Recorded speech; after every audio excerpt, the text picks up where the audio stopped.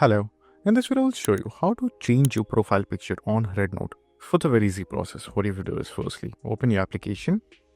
Then once we'll do that, this will go to the profile section at the very bottom right hand side corner. Over here, once you will be in your profile section, you will see this option. Now whatever profile picture you have currently, just click on that. And you should have few options right over here. Now you can create a AI avatar if you want to, or even get a pre-made avatar if you choose the bottom two options. But if you have an image in your gallery that you want to use as your profile pic, just click on upload new avatar, and that will open your gallery right over here.